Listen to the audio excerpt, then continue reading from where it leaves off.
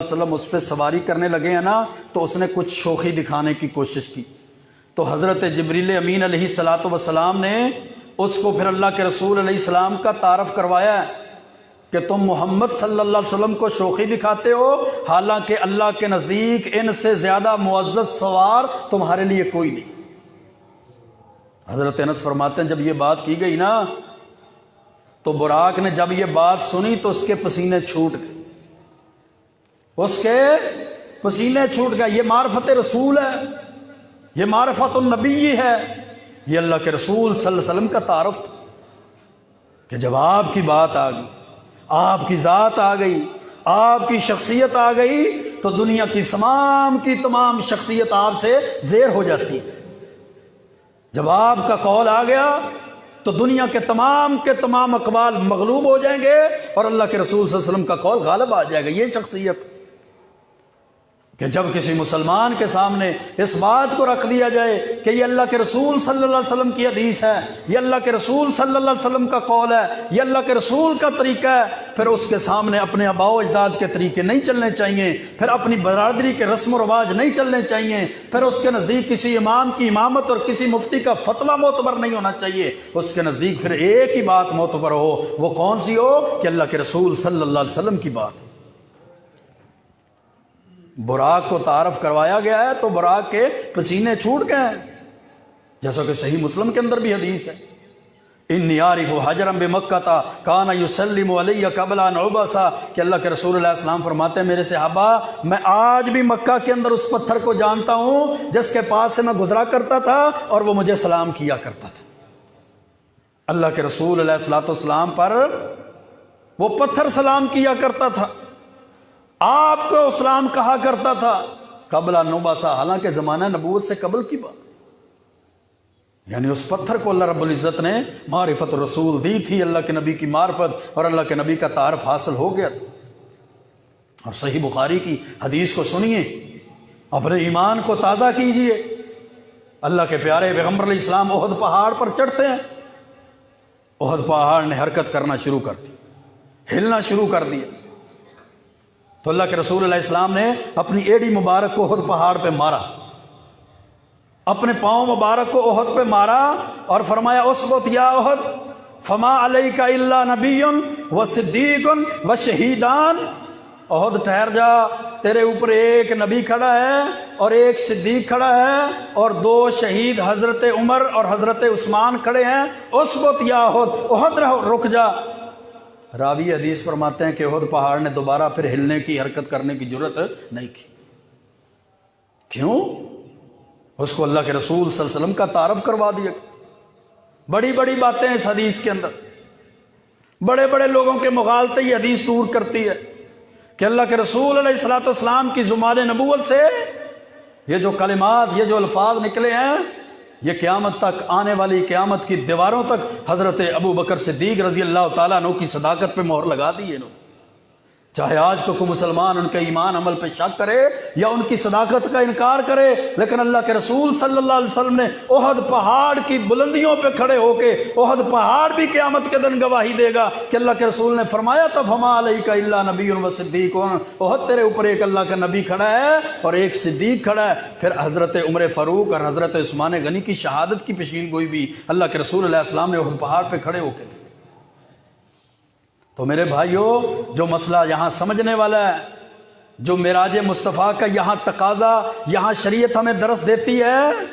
وہ یہ ہے کہ جب اللہ کے رسول کا تعارف ہو جائے، اللہ کے رسول کی معرفت ہو جائے، آپ کا فتویٰ، آپ کا قول، آپ کی حدیث، آپ کا طریقہ ایک مسلمان کے سامنے رکھ دیا جائے، پھر اس کا چونکے اور چنانچے، پھر اس کی برادری کے رسم و رواج اور اس کی برادری میں ناک، پھر اس کا سٹیٹس، اس کا نام، اس کا مقام، یہ ساری کی ساری چیزیں ختم ہو جانی چاہیے۔ پھر اس کے سامنے صرف ایک ہی بات ہو، لقد کان لکم فی رسول اللہ اسوۃ حسنہ، کہ اللہ کے رسول علیہ الصلوۃ والسلام کو اللہ تعالیٰ نے ہمارے لیے رول ماڈل، آئیڈیل، پیرامیٹر اور معیار اور اسوہ حسنہ بنایا۔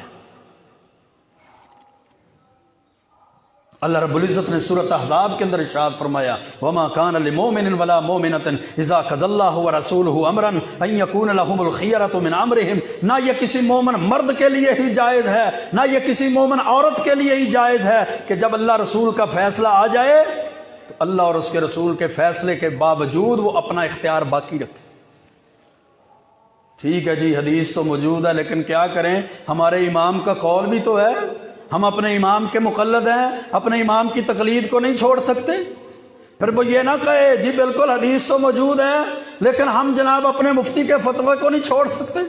بالکل جی حدیث تو موجود ہے لیکن ہم اپنی فقہ کو نہیں چھوڑ سکتے، ہم تو فقہ حنفی پہ، فقہ مالکی، فقہ حنفی، فقہ جعفری، فقہ شافعی پہ چلنے والے ہیں، اس لیے ہم اپنی فقہ کو نہیں چھوڑ سکتے۔ بالکل جی حدیث تو موجود ہے لیکن ہم اپنے فرقے کو، اپنے گروہ کو، اپنی جماعت، اپنی تنظیم کو نہیں چھوڑ سکتے۔ اللہ کی قسم یہ ساری تنظیمیں اللہ کے رسول کی حدیث کے مقابلے میں نیچے ہیں، یہ سارے فرقے، یہ سارے گروہ، یہ گروہ بندیاں، یہ جماعت پرستیاں، یہ مفتیوں کے فتوے، یہ اماموں کے قول، یہ اماموں کی تقلیدیں، یہ ائمہ کی فقہ اللہ کے رسول علیہ الصلوۃ والسلام کی حدیث کے مقابلے میں کچھ بھی نہیں ہے۔ اللہ کے رسول علیہ الصلوۃ والسلام کی حدیث کو اللہ نے ساری چیزوں کے اوپر غلبہ دیا ہے۔ هو الذی ارسل رسولہ بالہدی ودین الحق لیظہرہ علی الدین کلہ، اللہ نے اپنے سچے رسول کو سچا دین دے کر دنیا میں بھیجا اس لیے ہے کہ دین قرآن و سنت والا، قرآن و حدیث والا دین سارے دینوں پر بھی غالب آ جائے، سارے رسم و رواج پر بھی غالب آ جائے اور تمہارے آباء و اجداد کے دینوں پر بھی غالب آ جائے۔ معراج مصطفیٰ بیان کرتے ہیں، ہم سنتے بھی ہیں، سناتے بھی ہیں، لیکن صرف اپنے پیٹ کی خاطر تک۔ وہاں جہاں ہمارے پیٹ کو فائدہ ہوتا ہے، ہماری جیب کو فائدہ ہوتا ہے، ہمارے کبے اور جبے کو فائدہ ہوتا ہے، ہمارے فالورز، ہمارے ویورز کو فائدہ ہوتا ہے، کیا بات ہے جی، ہماری فالوئنگ بڑی ہے، ہماری جماعت میرا جناب پیروکار بڑی ہے، وہاں تک ہم ذرا تعلق رکھتے ہیں اس کا، جہاں شریعت نے تقاضے بیان کیے کہ اللہ کے رسول علیہ الصلوۃ والسلام کو یہ اتنا بڑا معجزہ صرف اس لیے دیا گیا کہ اس معجزے کے نام پر تم کھرمے کھا لو، حلوے بنا لو، کھیریں کھا لو، اپنی جیب بھر لو، مقتدیوں کی جیب تک نظر رکھو کہ جس کی جیب بھاری ہے اس کے لیے فتویٰ اور، جس کی جیب خالی ہے اس کے لیے فتویٰ اور۔ یہ مسجد کا جناب صدر ہے، یہ مسجد کی انتظامیہ، اس کے لیے فتویٰ نرم کر دو، یہ عام آدمی ہے اس کے لیے فتویٰ اور کر دو،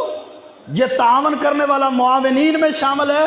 یہ ڈونر ہے مسجد مدرسے کا، اس کے لیے گنجائش دے دو۔ اس نے تو کبھی جناب حافظ صاحب کی، امام صاحب کی خدمت نہیں کی، اس نے تو مسجد کو کبھی درس کو چندہ نہیں دیا، اس لیے اس کے لیے کوئی نرمی نہیں۔ کیا اس لیے اللہ رب العزت نے یہ تعلیمات، یہ شریعت اور اتاری تھی